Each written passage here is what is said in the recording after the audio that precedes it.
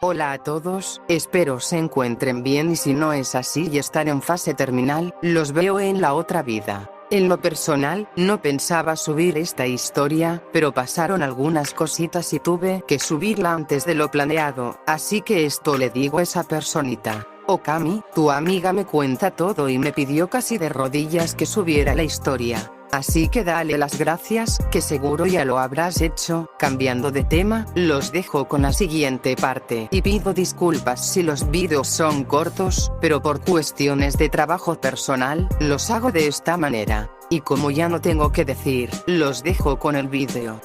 Un ángel de alas negras. Capítulo 1.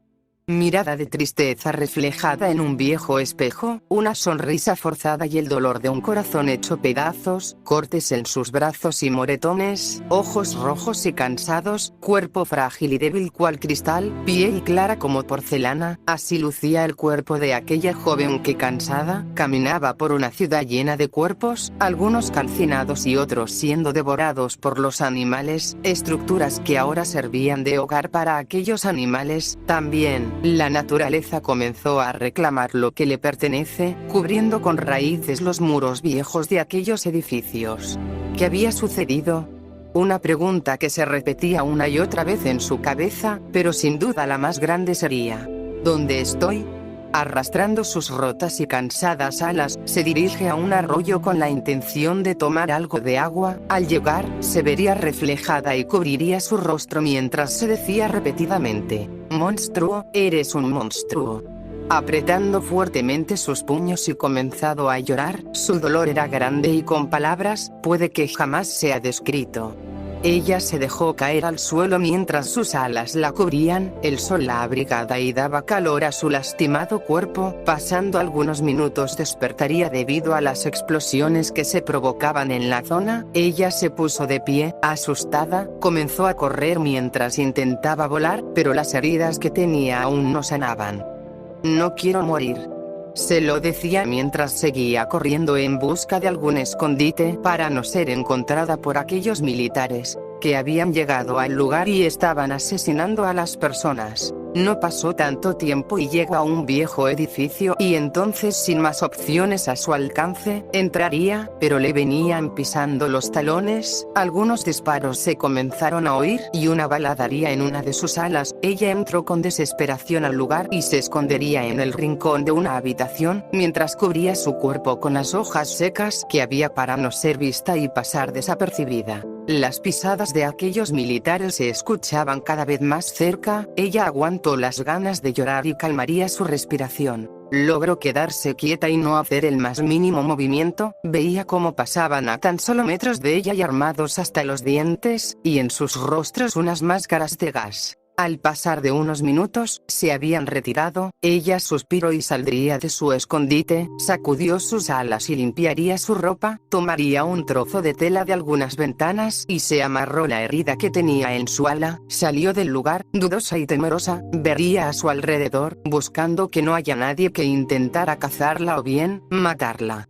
Caminaba por las calles llenas de cuerpos y escombros. A lo lejos una persona gravemente herida la vería. Ella intentó acercarse, pero aquella persona le tenía miedo, por lo que intentaba alejarse de ella, arrojando algunas piedras y gritando que no se acercara. Ella solo lo vio y se alejó sin decir nada, bajó su mirada y se fue del lugar. Aún más, el hecho de pensar que nadie la aceptaba y la consideraban un ser diabólico, causaban dentro de ella un gran dolor y tristeza.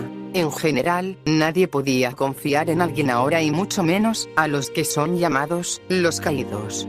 Aunque sus intenciones fueran buenas, la juzgaban mal. Eran claramente notables las heridas que llevaba en su cuerpo. Se decía a sí misma que necesitaba descansar, al menos por unas horas, ya que le era muy difícil hacerlo, debido a que andaban en busca de ella, por lo que no podía estar en un solo lugar. Pocos minutos después, el edificio donde antes estaba, había sido destruido a causa de las explosiones que fueron provocadas por aquellos aviones. Ella comenzó a derramar algunas lágrimas mientras cubría sus orejas. Algunos gritos se lograban escuchar al fondo, llenos de dolor y desesperación. ¿Cuántas personas no estarían igual escondidas en ese edificio?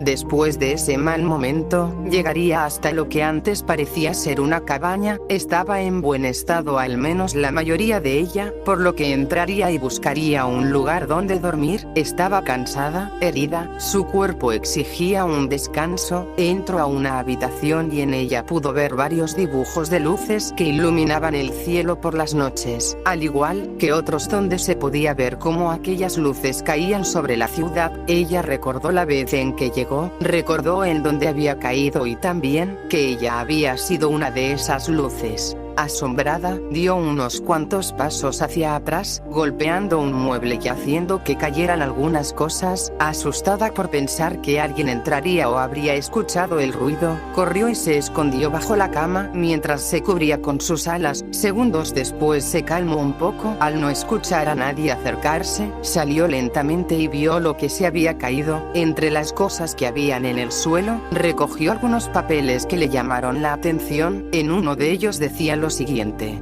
el experimento ha fracasado. Debido a esto se intentó cerrar aquel portal. Intentamos de una forma riesgosa cerrarlo, pero nuestras acciones provocaron que muchos de ellos murieran. Los que seguían con vida, les hicimos unos análisis a sus cuerpos, para saber del cómo es que lograron tener esas alas, a qué se debía esa genética en ellos. Tenían formas humanas pero no eran del todo humanos. Algunos poseían algunos colmillos y alas similares a murciélagos, otros eran más parecidos a las de las aves, como algunos cuervos. Quisimos juntar el ADN de esas misteriosas criaturas, usando a personas enfermas o, en casos extremos, a niños. Pensábamos que podíamos crear a una especie nueva. Queríamos ser Dios, crear y dar vida. Estábamos equivocados. A los pocos días los experimentos comenzaron a sufrir reacciones negativas en sus cuerpos. Algunos arrancaban sus alas y se las comían, otros se dejaban morir, algunos más tomaron un comportamiento más agresivo.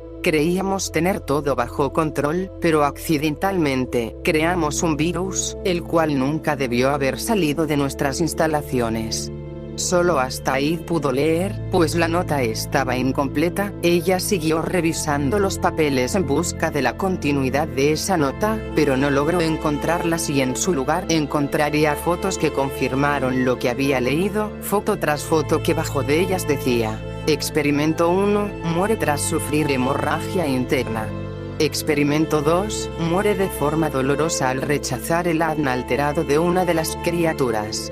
Experimento 3, su cuerpo sufrió graves alteraciones y provocó deformaciones en este.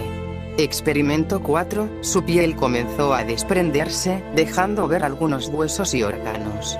La lista continuaba, cada muerte era más dolorosa o difícil de ver. Ella estaba asustada, dejó las fotos y documentos en el suelo y salió de la habitación. Siguió su camino y en su trayecto, vio un lugar que le llamó la atención.